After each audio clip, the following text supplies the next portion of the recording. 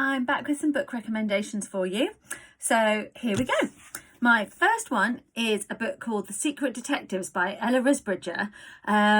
This is a new book out, and it's actually by an author who has written a cookbook for grown-ups, and this is her first children's book. It's a great detective story. If you like the sort of murder most unladylike stories or any other kind of detective books, this will be right up your street. I wolfed this one down and read it really quickly. So yes, it's got loads of adventure, loads of kind of twists and turns and working things out, but it's also got some nice underlying messages about people's prejudices, not making assumptions about people. So yeah, I really enjoyed it. I'll read you the blurb. It says, "The body seemed to fall for a long time. There was no splash, or if there was, it was lost in the waves. Isabel was frozen to the spot for a moment, and then her common sense caught up with her, and she stepped back quickly into the shadows." On board the SS Marianna, Isabel Petty witnesses a shocking act, somebody being thrown overboard in the middle of the night.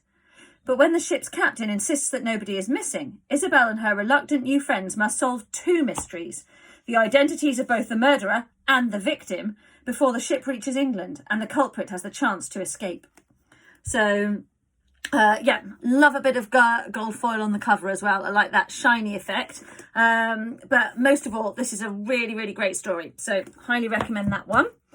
This is a picture book that we really love in this house, and Marianna Coppo, who created this book, she's the author and the illustrator, has done some really, really lovely stories. There's another one called Petra, which I'm looking around to see if I can show you, but I can't see where it is at the moment. But anyway, this is a really lovely one about how something really simple, a light bulb called Ray, clever play on words for the title there, you know, thinks they've got their lot in life. They think they know what they're destined for.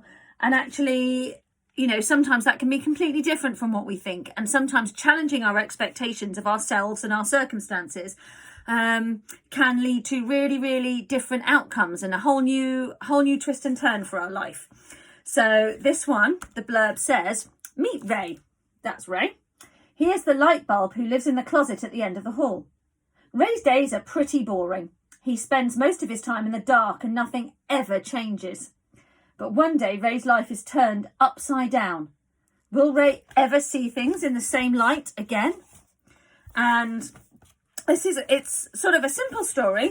As you'll see, there's not much text on each page, but there's lots and lots that you can understand and learn from this story, which is why I really like it. And a super cool thing is that the cover, if you leave it under the light while you're reading it, this dust jacket, so you can lift it off like that.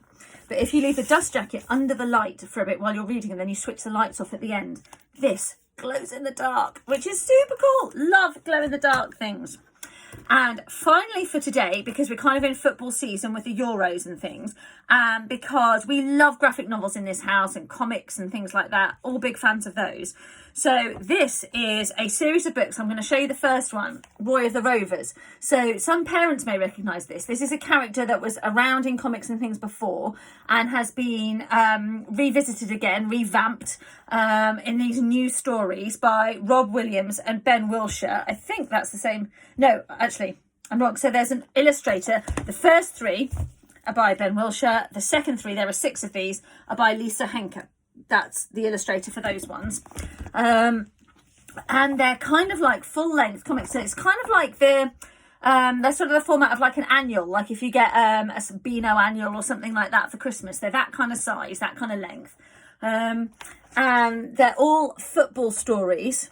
And my 3 have read these over and over again. Quite a few of these are on cliffhangers. The stories are left on cliffhangers. So if I try and lift all of those up, there are 6 in the series so far. I'm not sure, I need to check actually and see if there are going to be any more out, but they are really, really great stories and really lovely to read at the moment when we're all kind of a little bit more involved in the football and watching this international tournament that's on.